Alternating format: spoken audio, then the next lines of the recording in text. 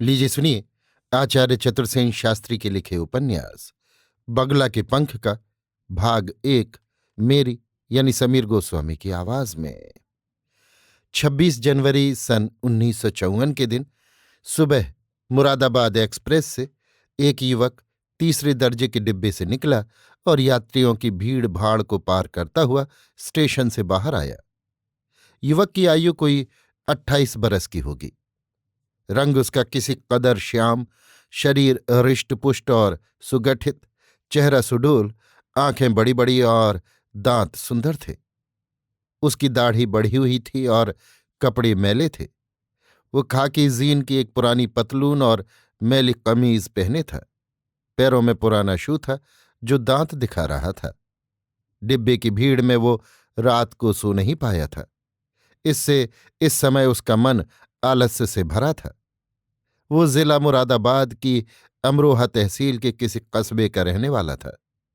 जात का वो मेहतर था, परंतु उसके माता पिता सदा अंग्रेज साहब लोगों के बैरा खानसामा रहे थे। वो भी साहब लोगों की नौकरी में बचपन ही से रहता आया था। दिल्ली, मेरठ, शिमला, लखनऊ और बंबई तक उसने नौकरी के सिलसिले में यात्राएं की थीं। लखनऊ में एक उच्च श्रेणी के सिविलियन साहब की कृपा से और उसकी नौकरी में 6 साल रहने से वो काफी अंग्रेजी और उर्दू सीख गया था। हिंदी उसने अपने बचपन में सीखी थी। वो अच्छी खासी अंग्रेजी बोल लेता था। उच्चारण उसका बिल्कुल अंग्रेजों की भांति था। लखनऊ में जब वो साहब लोगों की नौकरी में रहता था तो उसकी दोस्ती साहब के बावर्ची रमजान से हो गई थी। रमजान उसी की आयु का तरुण मुसलमान था। उसे शायरी का शौक था। वो सदा ही कुछ गुनगुनाया करता था। उसकी सोहबत और दोस्ती का असर इस तरुण पर भी पड़ा और वो भी उर्दू शायरी करने लगा। उसके साथ कभी कभी मुशायरों में भी आने जाने लगा। इन सब कारणों से उसकी भाषा निखर गई और तबीयत संस्कार पूर्ण हो गई। लखनऊ शहर, मुसलमानों की सोहबत, अंग्रेज हाकिम की नौकरी, शायरी का शौक, इन सब ने मिलाकर उसे एक सभ्य शिष्ट युवक बना दिया था। अंग्रेजों के साथ रहने और उनके रहन सहन के तौर तरीके देखने से वो भी नफासत पसंद हो गया था।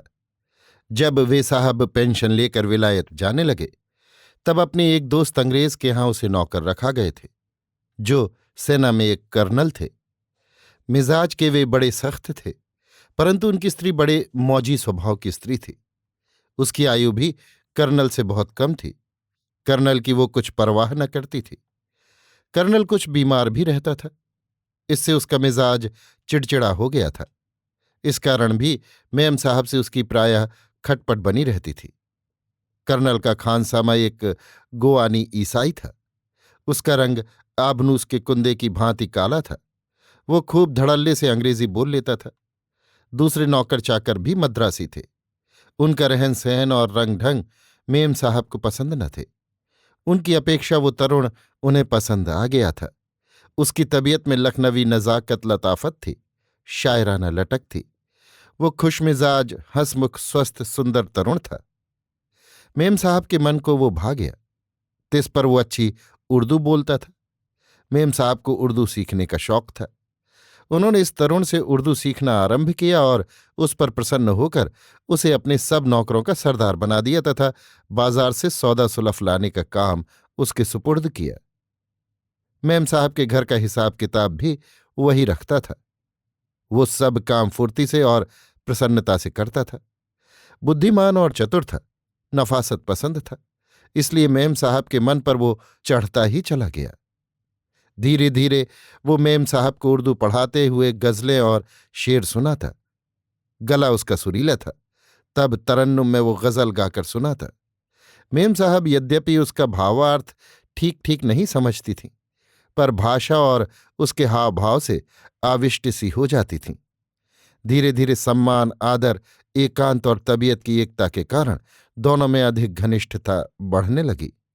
प्रेम संबंधी शेर और गजल सुनाने के साथ ही वो उनका भावार्थ भी मेम साहब को समझाता था। प्रेम के तत्व कविता के परिधान में इस तरुण से सुनकर मेम साहब संयत न रह सकीं।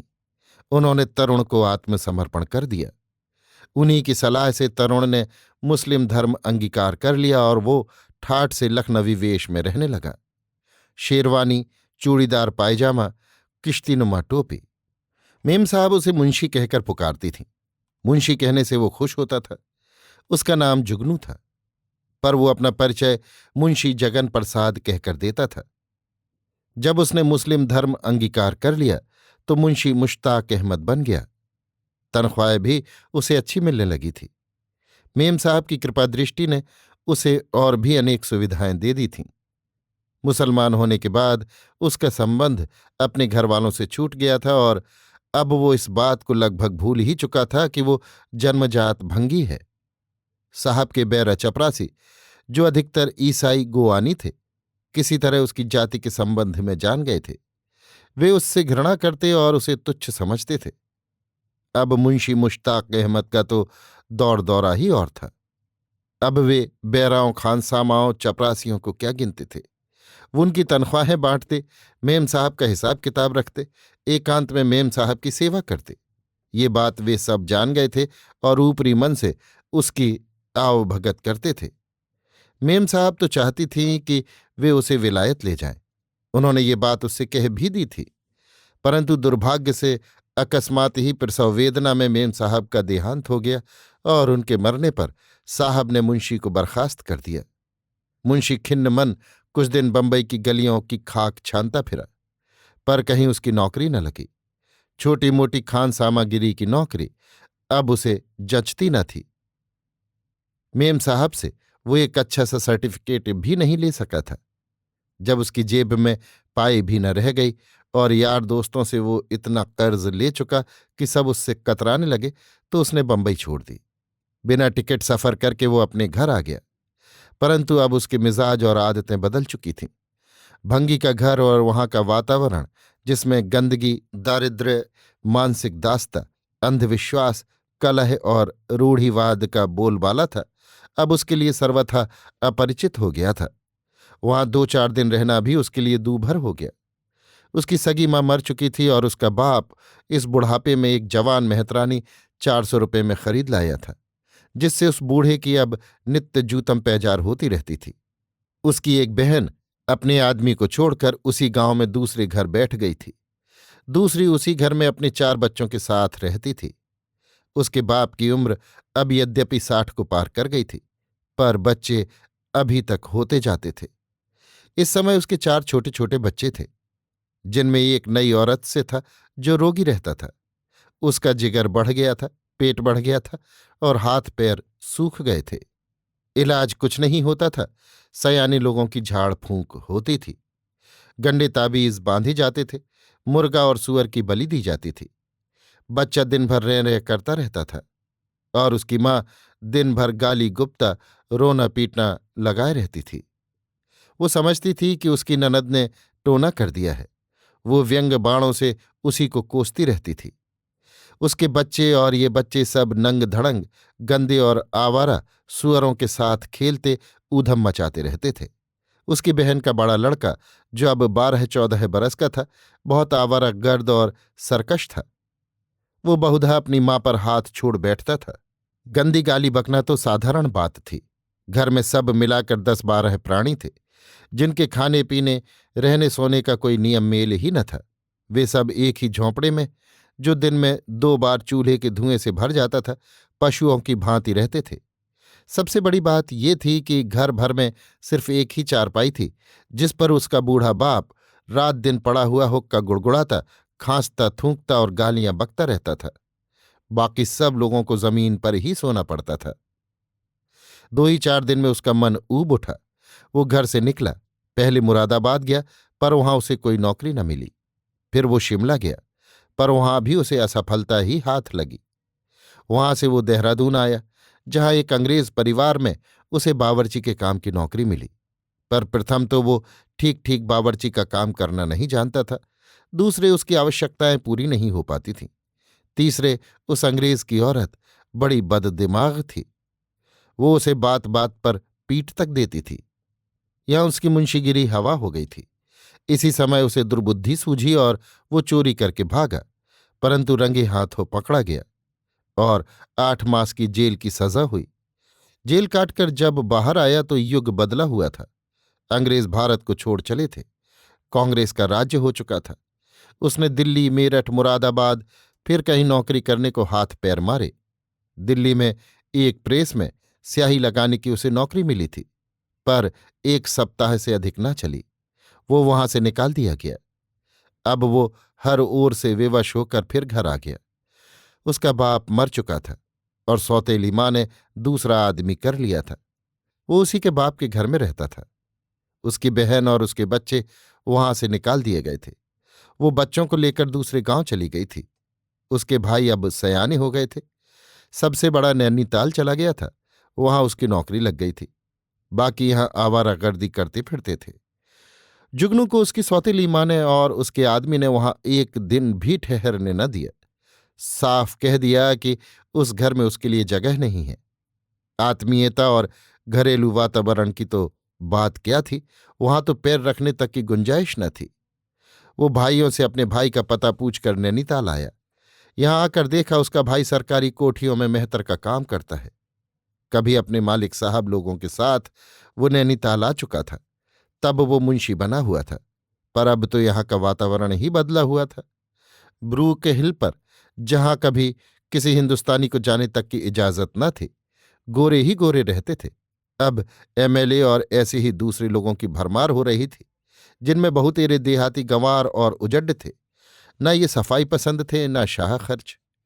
बड़ी बड़ी कोठियों में मिनिस्टर और सेक्रेटरी जो रहते थे, वे सब देखने में तो उज्ज्वल खद्दरपोश थे, पर नौकर चाकरों के लिए सूखे ठूंठ थे। अब न नौकरों को इनाम बख्शीश मिलती थी, न आराम। खासकर भंगी के लिए तो अब केवल भंगी के काम को छोड़कर दूसरा काम ही न था। ये अछूतोद्धार करने वाले कांग्रेसी न उन्हें छू सकते थे, न उनका छुआ खा सकते थे। केवल उन्हें हरिजन का खिताब देकर उनके प्रति अपनी सब जिम्मेदारी से पाक साफ हो गए थे। उसके भाई की हालत यहां गांव से भी बदतर थी। तनख्वाह उसे अवश्य 45 रुपया माहवार मिलती थी, परंतु उसे दिन भर निरंतर पाखाने साफ करने पड़ते थे। हर 5 मिनट में उसे टोकरा उठाकर कमोड साफ करना पड़ता था, और उसका ये सिलसिला सुबह 4 बजे से लेकर रात के 12 बजे तक चलता था। 2 ही दिन में यहां से उसका मन भिन्ना गया और वो भाग खड़ा हुआ। एक बार उसने फिर गांव जाने की सोची, पर उसका मन आगे न बढ़ा। वहां जाए कहाँ, रहे कहाँ, करे क्या? वो जीवन से निराश हो गया। बार बार उसे अंग्रेज याद आ रहे थे, जिनके संसर्ग से वो भंगी से मुंशी बन गया था। उसका जीवन बदल गया था, परंतु अब वो फिर भंगी का भंगी था। उसके सुधार की, विकास की अब कोई आशा नहीं थी।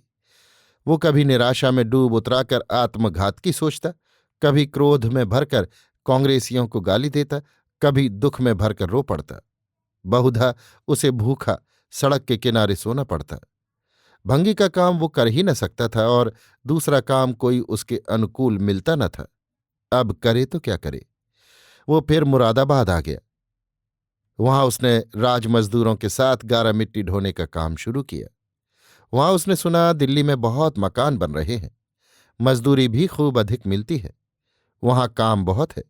बस उसने दिल्ली आने की ठान ली, और अंततः वो एक रात मुरादाबाद पैसेंजर से वहां से रवाना होकर दिल्ली आ पहुंचा। अभी आप सुन रहे थे आचार्य चतुर्सेन शास्त्री के लिखे उपन्यास बगुला के पंख का भाग 1, मेरी यानी समीर गोस्वामी की आवाज में।